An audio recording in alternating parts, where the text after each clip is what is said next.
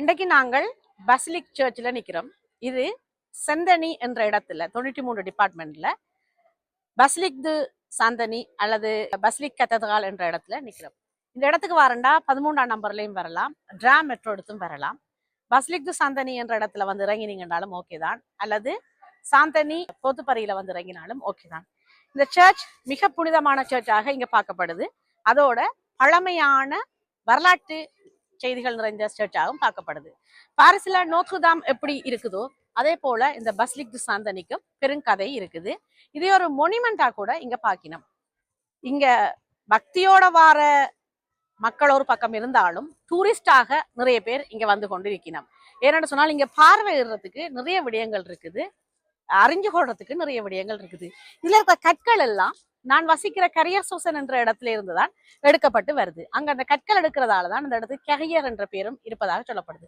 ஆகவே இந்த கற்கள் நான் வாழ்ந்து கொண்டிருக்க ஊர்ல இருந்து வந்திருக்குன்றது எனக்கு பெருமை.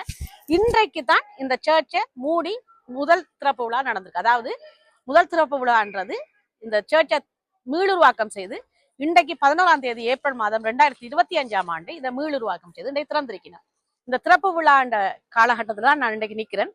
திறப்பு விழா காலையில நடந்தது, நான் இன்றைக்கு மாலை நிக்கிறேன். இந்த இடத்துல மிக அழகான பெரிய விஸ்தீரமான பெரிய மண்டபத்தை கொண்ட நிறைய கதிரைகளை நிறைய ஒரு கிட்டத்தட்ட 1000 இருக்கைகளுக்கு மேல இருக்கிற ஒரு பெரிய தேவாலயம் தான் இந்த தேவாலயம். வந்து பார்க்க விரும்புறாக்கள் வாங்கோ. இப்ப நாங்க உள்ளுக்கு போய் அதை பற்றி பார்க்கலாம். இப்ப நான் பசிலிக் சாந்தனி என்ற சர்ச்சில் நிக்கிறேன். இந்த சர்ச்சை பற்றி நிறைய பேர் அறிஞ்சிருப்பீங்க. ஆனால் நான் இதுதான் முதல் தரம் இந்த சர்ச்சை வந்து பார்க்கறது. இந்த சர்ச்சை பற்றி பல பெருமைகள் பேசப்படுது, பல சிறப்புகள் இருக்குது. இது பிளாஸ் தி பசிலிக் என்ற இடத்துல இந்த சர்ச் அமைஞ்சிருக்குது.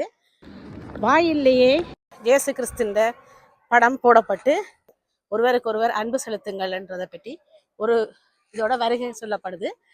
அதுக்கு பிறகு உள்ளுக்கு போனால் மிக அழகான ஒரு வாயில், 3 வாயில்கள், வலதுபுறம், இடதுபுறம், நடுப்பகுதி. இந்த நடுப்பகுதி வாயில் எப்பொழுதும் விழாக்காலங்கள்ல தான் திறக்கப்படும். மற்றபடி வலதுபுறமோ இடதுபுறமோ ஒரு வாயில் திறக்கப்பட்டிருக்கும். இன்றைக்கு வலதுபுறம் திறக்கப்பட்டிருக்குது இந்த வாயில். இந்த தேவாலயத்துக்கு முன்னுக்கு மேரி அமைக்கப்பட்டிருக்குது. இந்த ஊருக்கான நகர சபை அமைக்கப்பட்டிருக்குது. அதன் எதிர்பக்கம் இருக்கிற தெரு மிக கோலாகலமாக இருக்குது. ஒரு டூரிஸ்ட் பிளேஸ் தான் இந்த இடம். நான் இந்த நாட்டுக்கு வந்து இத்தனை ஆண்டுகள்ல இன்றைக்கு தான் இந்த இடத்துக்கு வந்திருக்கிறேன். பாரிஸை சுத்தி இருக்கிற இடங்கள்ல எவ்வளவோ முக்கியமான இடங்கள், பார்க்கக்கூடிய இடங்கள் இருக்குது.